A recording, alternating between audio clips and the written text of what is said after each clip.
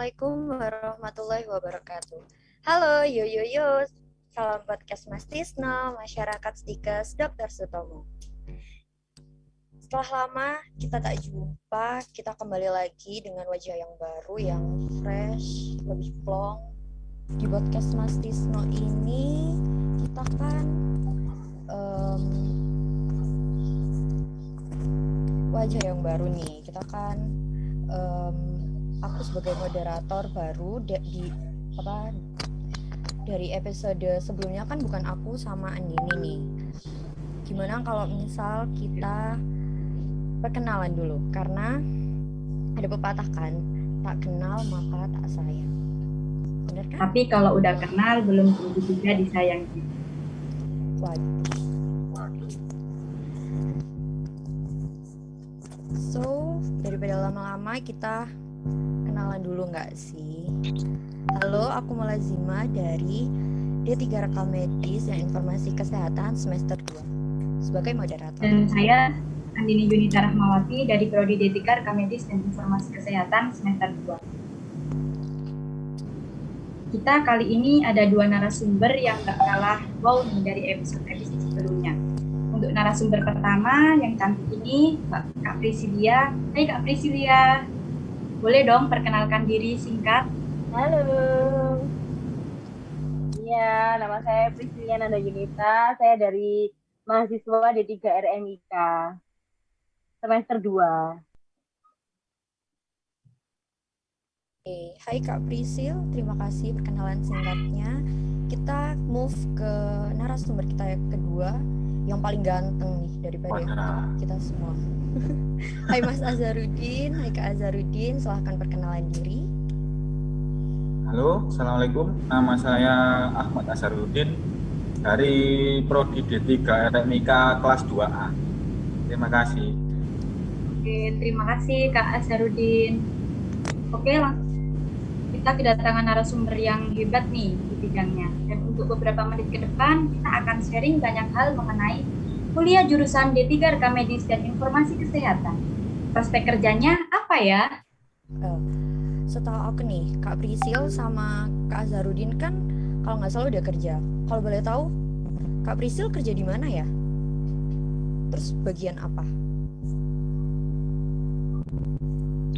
Ya, kebetulan saya kerja di Rumah Sakit Dr. Sutomo di bagian administrasi di ICU.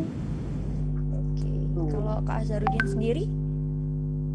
Ya, kebetulan saya di Rumah Sakit Rantek Gangsari Husada, Riorejo, Gresik. Itu saya kebetulan di bagian rekam medis. Sama nih, sama jurusan yang diambil kan Kak Azharuddin. Iya. Boleh nanya nggak?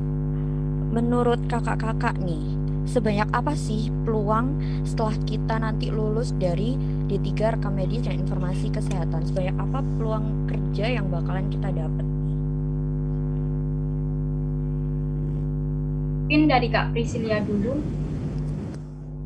Ya, untuk peluangnya sendiri cukup besar ya, Mbak Zima sama Mbak Andini. Di peluang untuk bekerjanya nanti setelah kita lulus itu, kita selain di rumah sakit juga bisa bekerja di puskesmas, di klinik-klinik juga bisa. Seperti itu sih setahu saya ya.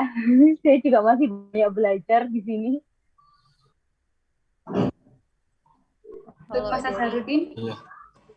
Kalau menurut saya sih ya, prospek kerja jurusan rekam medis itu sangat terbuka lebar.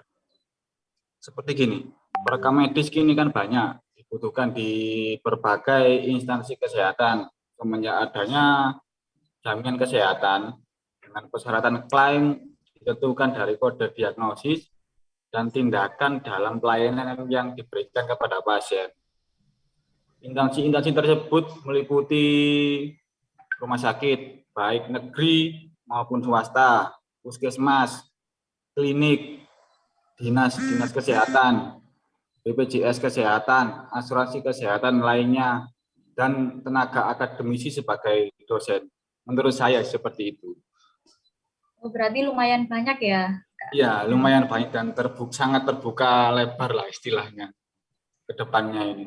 Terus kira-kira di rekam medis ini kakak banyak belajar apa aja sih kak dari semester 1 sampai dengan semester 2 ini?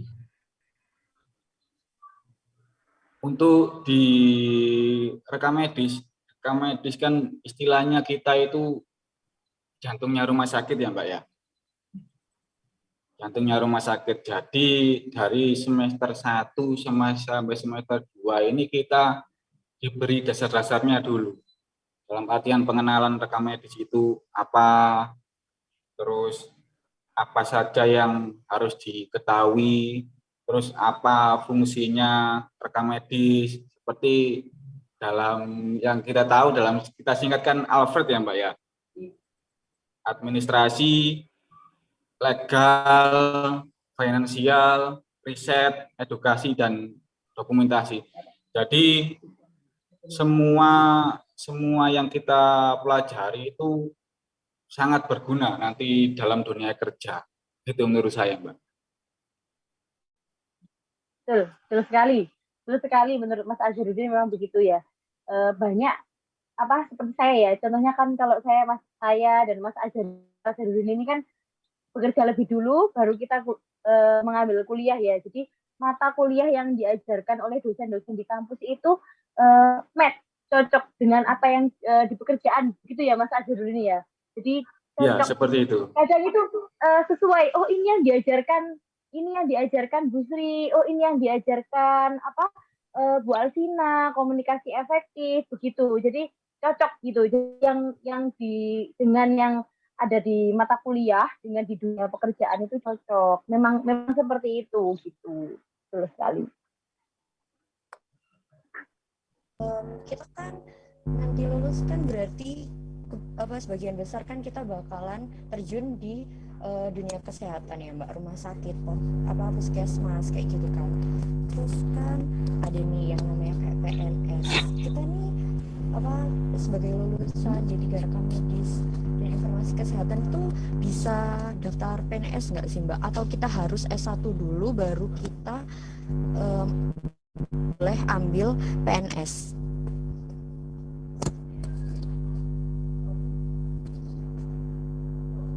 Kita bisa daftar PNS dulu. Justru kan kalau menurut saya ya, ini kan D3 Rekam Medis itu jurusan yang profesi, yang memiliki organisasi profesi, yang memiliki keahlian. Kita memiliki keahlian tersendiri. Jadi kita punya ibaratnya itu kita beda dengan yang lain. Seperti misalkan perawat, mereka juga punya keahliannya merawat pasien. Kalau kita perekam medis yaitu mengurusin data-data itu, coding, mulai dari pendaftaran pasien dan lain-lain. Kita memang bidang bisnis kita di situ. Jadi D3 Rekam Medis pun juga bisa mendaftar sebagai PNS. Justru peluangnya sangat besar. Yang dibutuhkan di PNS setahu saya itu karena dia lebih spesifik, dia lebih ahli lah. Pokoknya dia punya profesi, punya ikatan profesi, dan di D3 Rekam Medis ini menurut saya sih lebih jago ya, jago coding, kita diajari coding, diajari billing system, diajari pokoknya. Jadi kita lebih unggulnya di situ daripada ya memang sih S1 juga banyak ininya pulangnya juga ada, tapi kita punya keahlian yang tidak bisa dilakukan oleh profesi lain seperti itu. Jadi ada badan hukumnya begitu. Kalau Mbak Prisil sendiri daftar PNS nggak Mbak? Kalau saya sementara belum, karena masih menunggu lulus dari D3 ini, baru saya mendaftar PNS. Kalau dari Kak Azharuddin, udah daftar PNS atau belum? Belum.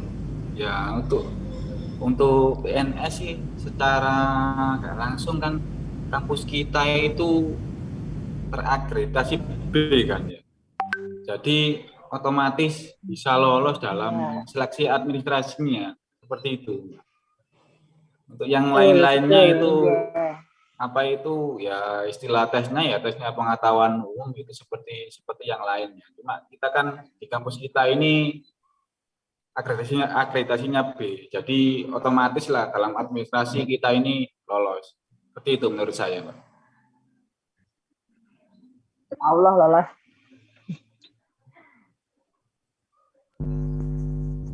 Oke. Terus Kak, Tapi kalau di rekam medis ini, apakah kita tuh harus pandai gitu Kak, ngoperasiin komputer atau laptop gitu? Apa nggak harus? Ya sebenarnya untuk saya ini memang harus, Pak. Memang harus. Karena apa? Karena ke depan ini kita ini akan menghadapi yang namanya EMR, Electronic Medical Record. Jadi untuk rekam medis yang kertas itu nantinya akan kita tinggalkan. Jadi seperti itu. Pelan-pelan. Iya, betul sekali.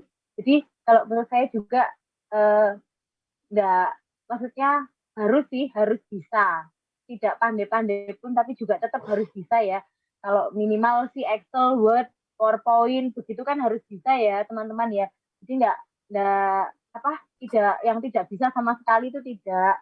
Saya pun juga gaptek ya kalau untuk program-program tertentu kan perlu belajar gitu. Jadi skill bisa dipelajari. Jadi menurut saya sih harus bisa. Tidak pandai pun tidak apa-apa, tapi harus bisa. Pokoknya harus bisa. oke, setahu saya jurusan rekam medis dan informasi kesehatan itu kan nggak berhubungan langsung dengan pasien ya.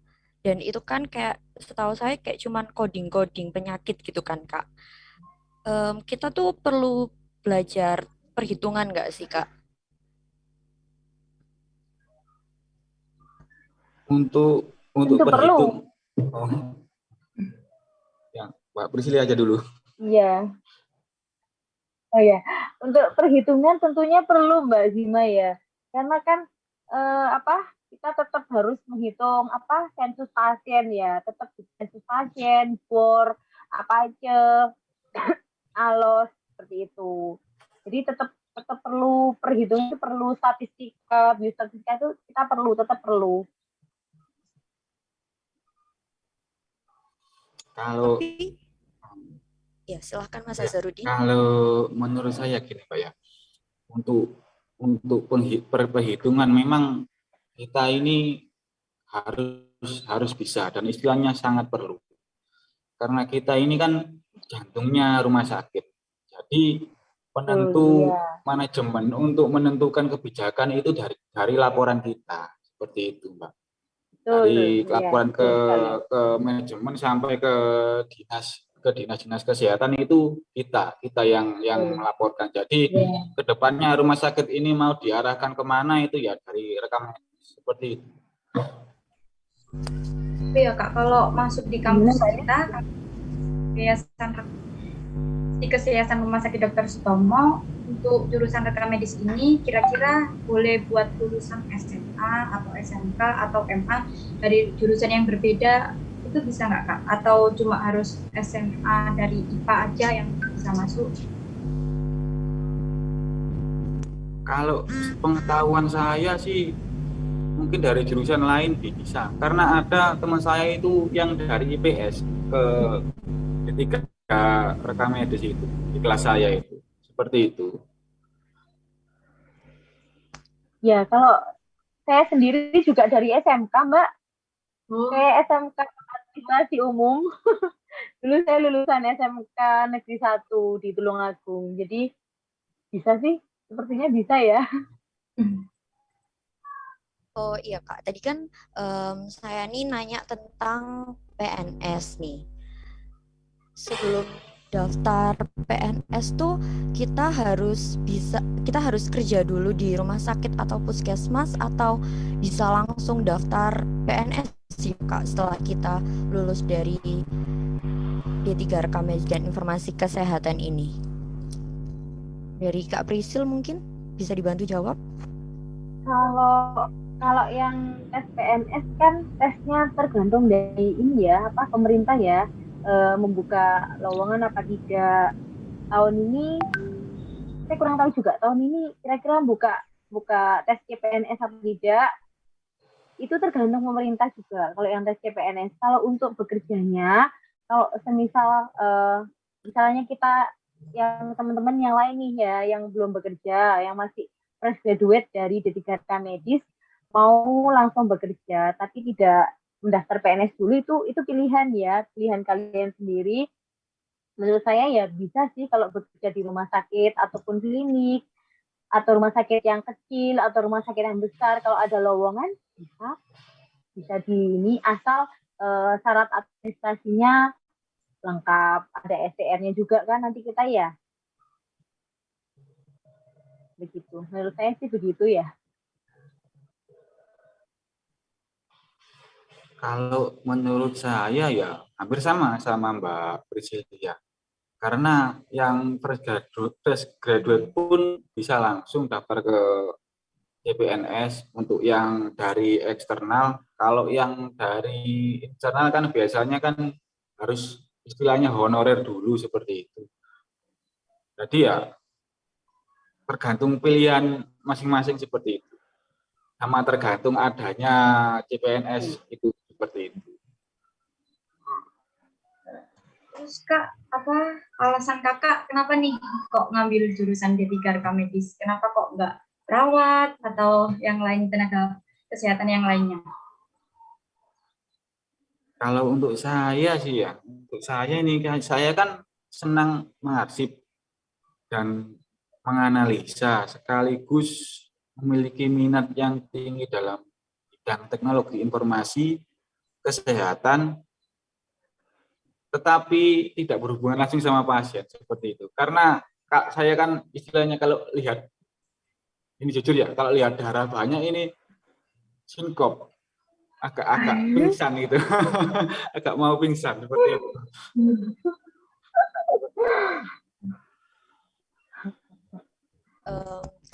Kak Prisil sama Kak Azharuddin kan udah 2 semester nih pendidikan di jurusan D3 Rekam Medis dan Informasi Kesehatan. Ada nggak sih Kak kayak suka dan duka kalian ini belajar di jurusan D3 Rekam Medis dan Informasi Kesehatan? Suka dukanya apa nih? Kak Prisil gimana suka dukanya? Kak Prisil aja dulu. Kalau saya sih suka dukanya sebetulnya banyak sukanya ya, banyak cerianya, banyak happy-nya, karena kan kita jarang ketemu, terus kemarin kan online, terus baru minggu ini kita offline, seneng aja sih, kalau saya seneng aja sih. Dukanya kalau bagi saya karena kita bekerja ya, jadi harus bisa mengatur waktu. Dukanya itu bingung, aduh ini pekerjaan masih banyak, tapi saya harus buru-buru ke kampus gitu, gimana ya, aduh gitu, sedikit apa itu namanya, gimana sih kita ngatur menit waktu kita untuk pekerjaan cepat selesai biar kita nggak ketanggungan, terus kita juga harus kuliah, pikir tugas lagi, begitu ya. Itu suka dukanya begitu kalau yang kita yang bekerja ya. Kalau saya sih untuk sukanya itu gini, jadi setiap mata kuliah itu langsung bisa saya aplikasikan ke kerjaan saya seperti itu. Kalau dukanya ya, waduh Kak, kalau musim hujan Mbak ya, musim hujan kita pakai baju putih. Wah, terus kegenjeretan, wah itu dukanya Mbak. Sampai RS belepotan, wah. Terus besoknya masuk lagi, baju belum kering, wah ini. Iya. Seperti itu dukanya, Bu. Terus Kak, jurusan rekam medis ini kan yang dipilih sekarang kan, terus mau jadi apa, prospeknya apa kan udah jelas, artinya kerja di rumah sakit atau puskesmas atau instansi lainnya yang berhubungan dengan kesehatan. Kalau ini kita pikir negatif ya Kak, kira-kira yang terjadi jika suatu saat pekerjaan kalian tidak sesuai dengan jurusan, terus skill lain yang bisa didapat dari jurusan rekam medis untuk pekerjaan yang lain tuh apa sih Kak?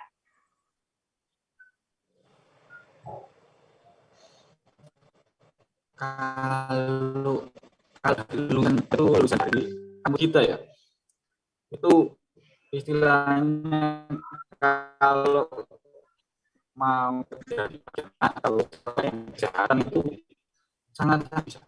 Kenapa? Kita kan pertama diajari IT, terus kedua itu komunikasi. Komunikasi kan nanti hubungannya juga sama pemasaran lah istilahnya.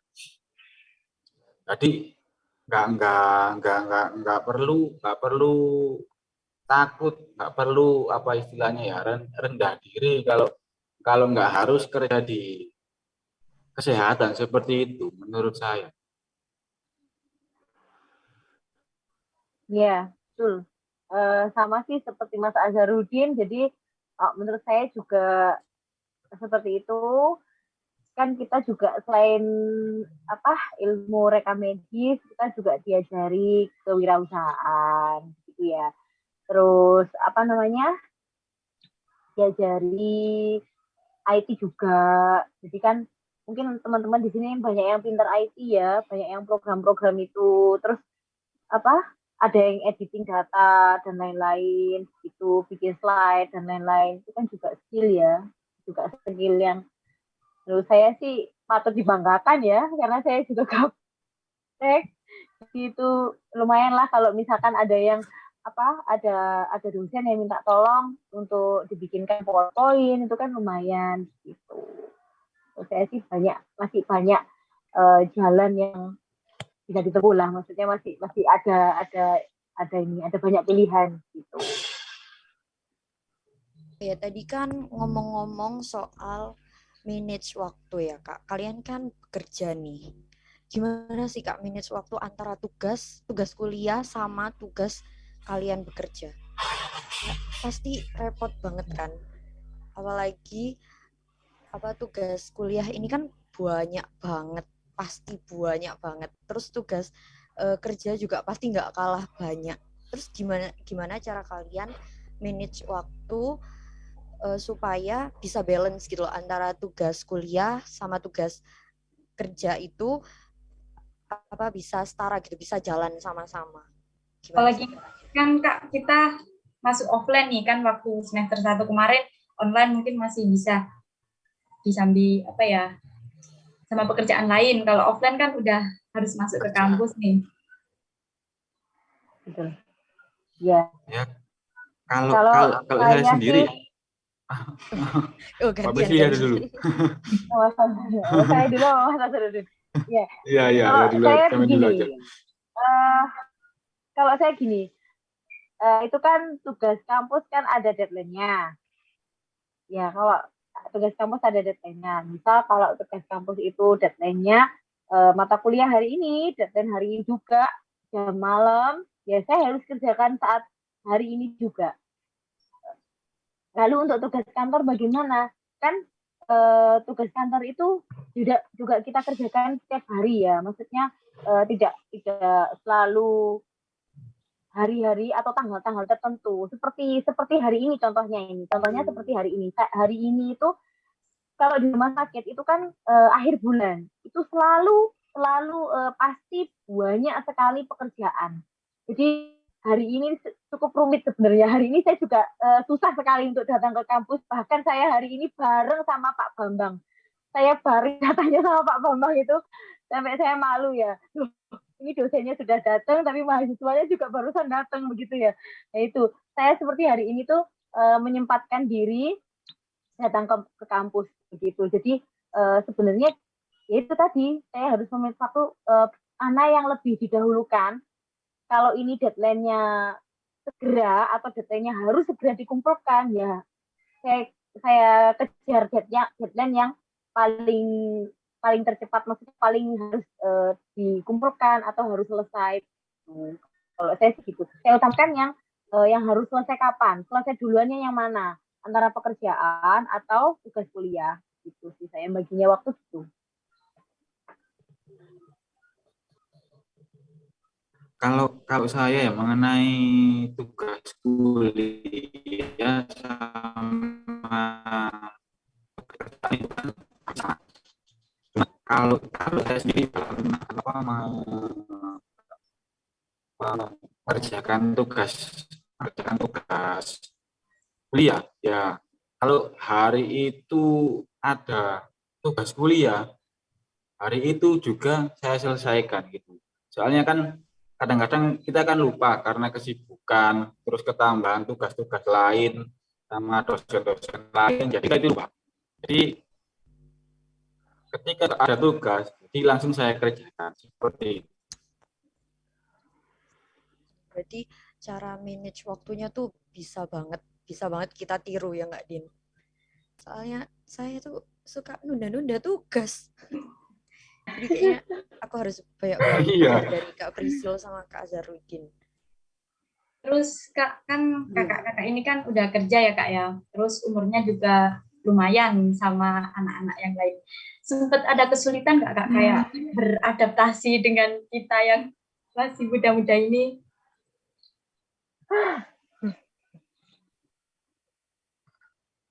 Mbak Priscilia dulu. Kalau saya sih enggak kesulitan. Kalau saya tidak kesulitan karena saya menganggapnya kita seumuran gitu. Saya menolak tua, Mbak. Saya nggak mau tua, jadi saya maunya muda terus ya. Sip. Kalau dari Kak Azharuddin kesulitannya apa? Kayak mungkin malu buat ngechat atau gimana? Kalau malu sih enggak. Cuma ya seperti ini loh, apa itu? Kita kan istilahnya itu untuk IT kan jadi belajar lagi seperti itu. Untuk masalah pergaulan sih biasa-biasa aja, sama teman-teman biasa-biasa aja. Teman-teman juga ngerti, juga tahu bagaimana istilahnya apa itu bergaul enak kok teman. Jadi seperti itu. Kalau dari mungkin dari teman-temannya Kak Prisil atau Kak Azharuddin, pernah nggak sih pernah cerita nggak kalau misal mereka tuh ngerasa sungkan buat ngechat dulu karena memang ada jarak umur yang lumayan, ya bisa dibilang lumayan nggak sih? Jadi pernah nggak mereka tuh cerita ke mungkin ke Kak Prisil atau ke Kak Azharuddin, kayak cerita, aku tuh itu loh Kak, pernah ngerasa sungkan awal-awal, soalnya Kakak kan lebih lebih tua nih dari saya, jadi kayak padahal setelah kenal tuh akrab banget. Pernah nggak sih ada cerita-cerita kayak gitu? Kalau saya selama ini ya nggak ada itu, Oh, berarti kayak enjoy semua. nggak ada, nggak ada, malahan ya enjoy aja, malahan ya saya sering main ke teman-teman, ada rumah teman-teman seperti itu. Istilahnya kalau tugas kelompok ya gantian seperti itu. Jadi nggak ada gap atau nggak ada jarak. Kita itu istilahnya semuanya, kalau kalau orang Jawa istilahnya budal bareng mulai bareng. Lebu bareng, metu bareng.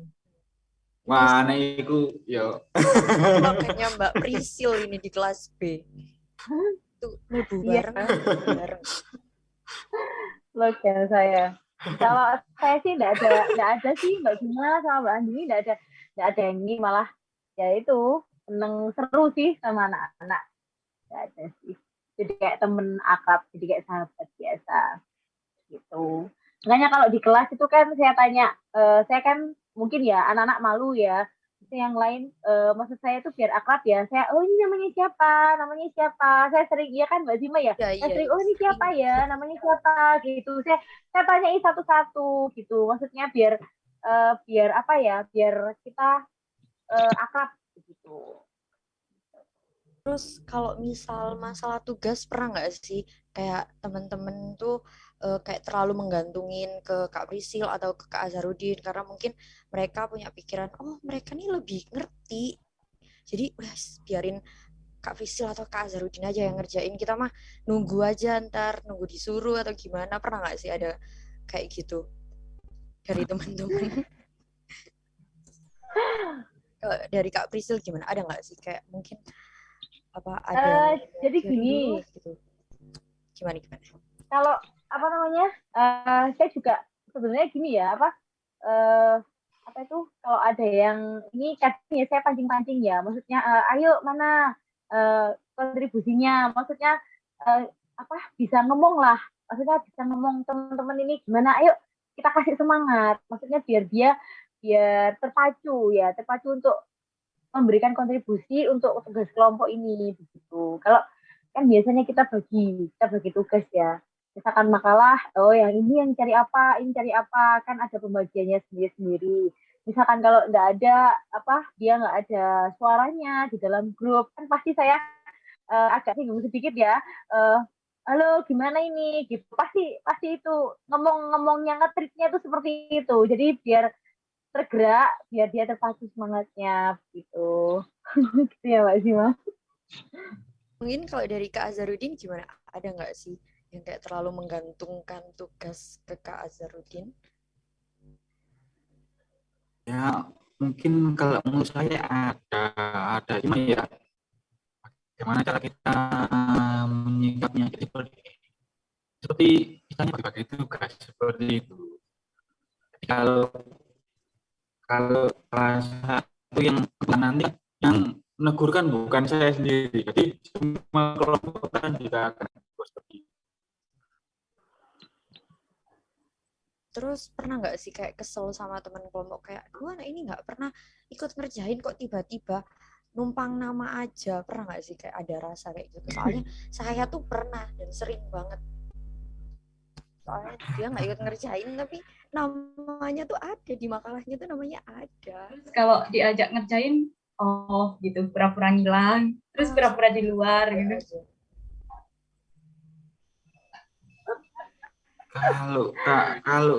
Kalau saya pengalaman dari kakak, kenapa? Karena kita kalau itu kalau nggak tahu ya mungkin tidak. Tapi kan yang mengingatkan itu kan bukan saya saja, seluruh anggota kelompok.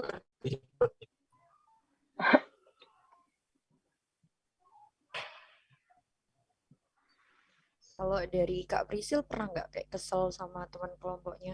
Dulu anak ini nggak pernah ngerjain. Tiba-tiba namanya ada di tugas. Kalau kesel sih sebenarnya enggak kesel ya Mbak Zima. Sebenarnya enggak kesel, saya enggak ada pikiran kesel kayak gitu, enggak ada. Cuman nanti dia jadi nggak belajar gitu. Makanya saya semangatin, maksudnya kita pancing-pancing begitu, biar dia semangat, biar dia mau. Neman selama 3 tahun ini mestinya bisa dimanfaatkan, belajar, membuat makalah dan lain-lain itu bisa dimanfaatkan. Kita ini saya sudah usia itu, maksudnya begini loh, saya yang sudah usia pun semangat. Bagaimana caranya? Walaupun saya nggak bisa, tapi saya berusaha. Yo, apa caranya yo? Saya biar bisa gitu. Jadi misalkan seperti animasi, saya kan nggak bisa ya Mbak. Jadi saya minta tolong Mas Raffi, Mbak Novi gitu. Gimana ini Pren? Gitu. Tanya, berusaha begitu. Jadi nggak sakit hati. Cuman ya itu tadi, kasihan nanti dia nggak belajar. Jadi dia nggak eman-eman begitu maksud saya. Ya. Oh ya, tadi itu sebentar. Saya itu lupa nanya tentang alasan Kak Prisil milih D3 Rekam Medis dan Informasi Kesehatan. Alasannya apa ya Kak, kalau boleh tahu? Alasan saya masuk ke D3 Rekam Medis. Yang pertama, Saya memang sudah bekerja di rumah sakit ya, maksudnya sudah bekerja di rumah sakit Dr. Sutomo. Itu yang pertama. Dan yang kedua memang tujuan saya itu mau mendaftar PNS. Jadi saya mikirnya simpel gini, apa ya yang sekiranya saya bisa mendaftar di tetap bekerja di rumah sakit. Yang pegang pasien ya. Jadi saya milih yang rekam medis yang simpel aja, yang mengurusi berkas-berkas sesuai dengan jurusan saya waktu lulus SMK, yaitu pengadministrasi. Jadi saya ngambil rekam medis gitu. Karena juga peluangnya cukup besar, kan itu profesi. Jadi saya ngambil rekam medis gitu. Alasannya. Iya. Untuk Kak Azharuddin kan pekerjaannya nih sama kan? Sama jurusan D3 Rekam Medis dan Informasi Kesehatan. Kalau untuk Kak Priscil kan di bagian administrasi, ada nggak sih Kak kayak persamaan, maksudnya dari jurusan yang diambil sama pekerjaan yang sekarang, ada nggak sih hubungannya? Ada hubungan, sangat berhubungan sekali memang. Sangat berhubungan sekali. Kalau boleh tahu apa ya hubungannya, maksudnya? Ada hubungannya. Gitu mungkin. Ya kayak kita kan disuruh bikin SOP, terus PPK, terus seperti berkas-berkas yang lain ya.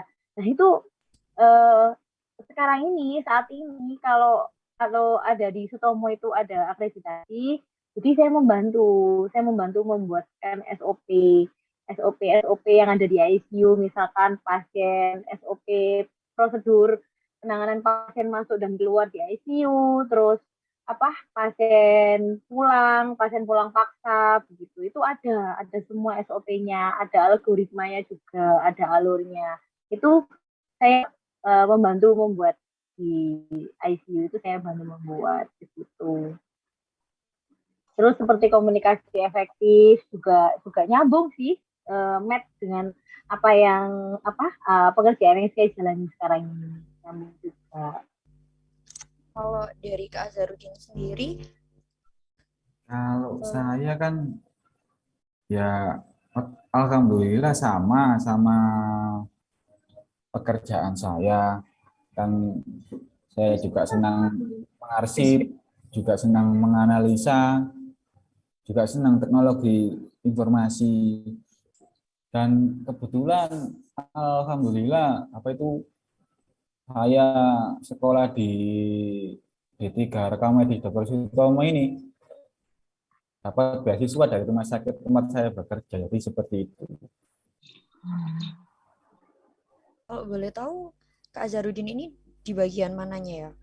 Saya di rekam medis. Kalau di rekam medis di rumah sakit saya itu nggak ada istilahnya bagian filing, bagian coding, bagian assembling. Itu jadi setiap personel itu harus bisa semuanya seperti itu. Jadi nggak satu keahlian. Kalau di rumah sakit saya mungkin, kalau di rumah sakit lain mungkin ada yang filing sendiri, ada yang coding sendiri seperti itu. Kalau di rumah sakit saya ini jadi satu. Jadi dari mulai pasien itu dari mulai berkas itu kembali ke rekam medis. Jadi ya dari assembling sampai ke filing itu semua personil yang kerjakan. Jadi kalau saya di rumah sakit saya ada 5 personil. Jadi setiap berkas datang itu semuanya itu harus bisa. Dari coding sampai filing itu harus bisa. Seperti itu. Tapi dari Mas Azharuddin sendiri ada sedikit kendala nggak Mas, kayak aduh nggak bisa ini gitu? Kalau kendala itu ya kalau kendala di administrasi mungkin kita bisa komunikasi. Kalau kendala itu sama bagian lain itu Mbak yang agak sulit lah istilahnya. Kan mungkin mereka itu istilahnya aku ahli ini, istilahnya dianya itu nggak mau disalahkan atau malah menyalahkan kita seperti itu. Kalau untuk tugas dan pekerjaan kita sih ya sesuai dengan apa yang diajarkan di kampus kita seperti itu. Cuma kan komunikasi ke bagian lain itu memang ada kiat-kiat tersendiri. Makanya memang benar apa komunikasi efektif ada di jurusan, ada di mata kuliah kita itu memang sangat benar seperti itu. Karena kita nggak bekerja sendiri, kita itu bekerja sama bagian-bagian lain seperti itu. Kita kan dari tadi, kita sebagai moderator, saya Mulazima dan Andini, kan udah nanya-nanya nih ke Kak Prisil sama ke Kak Azharuddin. Ada nggak sih pertanyaan mungkin dari Kak Prisil sama Kak Azharuddin, pertanyaan untuk kita nih sebagai moderator? Ya, saya ada Mbak. Oke. Saya ada untuk Mbak Andini mungkin ya. Mbak Andini, saya tanya, kenapa kok memilih D3 Reka Medis di Setikes Yayasan Rumah Sakit Dr. Sutomo ini? Kalau alasan jujurnya disuruh orang tua sih, Mbak. Tapi lama-kelamaan ya ternyata suka sama mata kuliahnya, sama teman-temannya, jadinya insya Allah seneng. Itu cinta ya? Iya. Gitu. Kalau boleh nggak saya ngasih pertanyaan ke Mbak Mulazima? Boleh, silakan. Ya. Kalau Mbak Zima sendiri nanti setelah lulus ini kira-kira mau apa Mbak? Prospeknya mau ngapain gitu? Maksudnya mau langsung bekerja di rumah sakit swasta atau mau daftar PNS kalau ada pendaftaran atau gimana ya? Kalau saya sendiri mungkin saya bakal cari kerja dulu ya. Habis cari kerja mungkin insya Allah saya lanjut ke S1 buat ambil S1-nya. Jadi insya Allah semoga ini benar terjadi. Jadi bakalan kerja sambil lanjut kuliah S1. Itu sih kedepannya insya Allah. Kalau saya bertanya sama para moderator, kalau suka dukanya gimana? Kalau di kampus kita itu?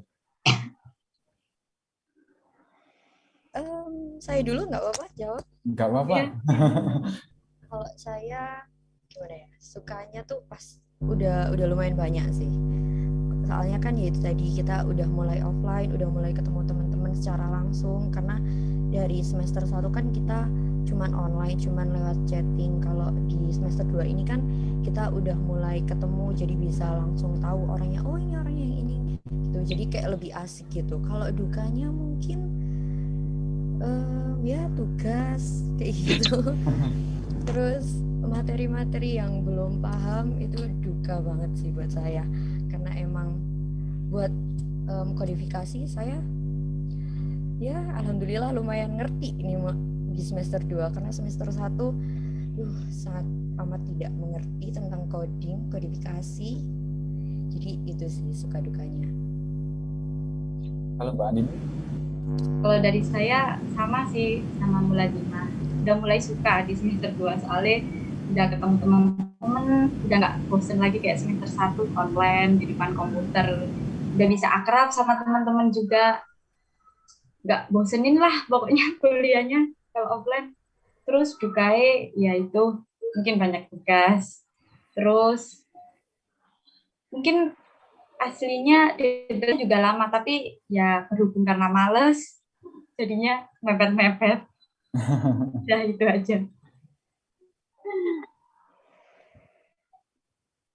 Kalau dari Kak Azharuddin setelah lulus di D3 ini mau ngapain? Mungkin lanjut S1 atau mau gimana? Kalau saya mau memajukan rumah sakit tempat saya bekerja. Istilahnya kan saya diberi beasiswa untuk sekolah di Stikes itu. Jadi ya istilahnya apa itu membalas kebaikan lah, Kontribusi. ya memberi kontribusi yang baik untuk rumah sakit yang telah menyekolahkan saya seperti itu. Kan rumah sakit saya ini baru 3 tahun berdiri. Dulu itu klinik, sekarang sudah rumah sakit, tapi masih di tipe D. Ini tahun depan ini, Februari tahun depan ini mau akreditasi untuk kenaikan tingkat lagi, mungkin dari ke D ke C, seperti itu.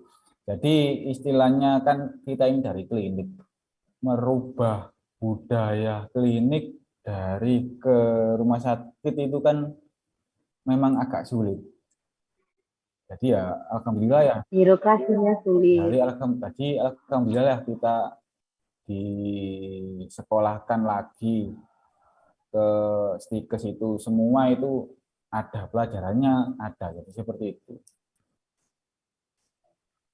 Mungkin untuk mbak-mbaknya nanti istilahnya kerjanya masih di klinik, mungkin bisa lah menerapkan apa itu pendidikan yang sudah kita pelajari di Stikes seperti itu. Kalau dari Kak Priscilia sendiri, mungkin mau lanjut S1 atau Apa ini Mbak Dima? setelah Kalau lulus? saya sih setelah ini nggak lanjut S1 dulu Mbak Dima, mau fokus daftar PNS dulu. Fokus daftar PNS karena usianya juga sudah mepet ya. Saya punya kesempatan kira-kira 4 kali setelah lulus ini. 3 kali atau 4 kali. Tapi kalaupun saya tidak lulus di PNS nanti, ya saya tetap bekerja di rumah sakit tetap ya tetap di bagian saya. Mungkin ya nanti tetap membantu di rekam medis yang ada di ICU. Berkontribusi lah untuk rumah sakit gitu. Semoga keinginannya tercapai, amin. Amin. Oke, mungkin pesan dan kesan dari Kak Prisil dan Kak Azharuddin nih tentang podcast kita dengan tema kali ini, ada nggak pesan dan kesan yang bisa disampaikan? Mungkin dari Kak Azharuddin dulu. Kesan dan kesannya podcast ini sangat menarik. Karena apa? Karena kita bisa sharing dan yang lebih berpengalaman, kita bisa sharing satu sama lain, kita bisa berbagi apa yang kita alami di Stikes seperti itu. Mungkin dari Kak Priscilia, pesan dan kesan untuk podcast dengan tema kali ini. Pesan dan kesannya sih menurut saya keren ya. Di sini apa tadi Mas Tino, masyarakat podcast apa? Podcast Mastisno, Ya, masyarakat Stikes. Masyarakat Stikes Dr. Sutomo. Iya, Dr. Sutomo ya. Keren menurut saya keren. Idenya bagus. Jadi maksudnya kalau untuk anak-anak muda ini bisa dijadikan motivasi, bisa dijadikan pengalaman lah untuk teman-teman yang lain ya. Mungkin yang mau bekerja, punya gambaran gimana sih nanti kalau bekerja gitu, sharing pengalaman dari kita, bisa sharing seperti itu. Kalau pesannya sih teman-teman ini yang semangat tugas-tugasnya, untuk yang kakak-kakak yang semester 4 juga semangat, semoga cepat lulus, dilancarkan KTI-nya, terus cepat dapat pekerjaan ya nanti kalau setelah lulus gitu. Amin gitu ya. Itu sih, tetap semangat, jangan kalah sama saya yang sudah usia, jangan kalah ya, maksudnya jangan patah semangat. Jadi kita yang masih yang kalian yang masih muda-muda itu harus lebih semangat dari kita ini yang sudah usia gitu. Itu pesan saya. Terus nih Kak, motivasi untuk pendengar kita yang mungkin masih bingung mau pilih jurusan, terus atau mahasiswa-mahasiswi di kampus kita yang lagi pusing, banyak tugas, awalnya mau UAS, boleh motivasi? Mungkin Kak Azharuddin dulu, silakan. Apa ya motivasinya? Ya, tetap semangat, tetap menjalani apa yang harus dilakukan kita itu sebagai mahasiswa. Jadi nggak usah khawatir lah untuk kedepannya saya ini takut gagal, ya ini takut nggak sukses. Karena apa? Karena jurusan kita ini masih sangat jarang dan sangat diperlukan di berbagai instansi seperti itu. Jadi nggak usah patah semangat, nggak usah istilahnya rendah diri, nggak usah seperti itu. Jadi seperti itu. Kalau dari Kak Priscilia? Kalau untuk pendengar ya, kalau mau ngambil jurusan jadi kayak Redika ya. Jadi pertanyaannya gitu ya. Ya. Jangan ragu-ragu ya, teman-teman. Jangan ragu-ragu untuk gabung bersama kita di Yayasan Rumah Sakit Dr. Sutomo ini, di Stikes ini, terutama yang di Prodi D3 RNIK. Karena jurusan kita ini sangat diperlukan dan sangat diminati di fasilitas kesehatan. Tentunya sangat dibutuhkan ya. Jadi tenaga kita sangat diperlukan sekali. Terus untuk teman-teman yang sekarang mungkin termasuk saya, Mbak Zima, Mbak Andini, Mas Azharuddin, dan teman-teman yang lain saat ini mungkin 2 minggu lagi ya, kalau tidak salah 2 minggu lagi itu kan akan UAS ya. Jadi ya, mari kita berdoa bersama-sama supaya kita bisa semangat. Jangan menyerah ya. Saya sendiri juga juga deg-degan ya kalau mau ujian itu ya. Saya harus belajar, harus membaca dulu. Begitulah. Jadi kalian tetap semangat. Jangan menyerah. Baiklah. Nih, kita udah cukup lama nih ngobrol tentang jurusan D3 Rekam Medik dan Informasi Kesehatan. Seru juga ya ternyata kita ngobrol-ngobrol kayak gini. Iya nih, seru banget tentunya.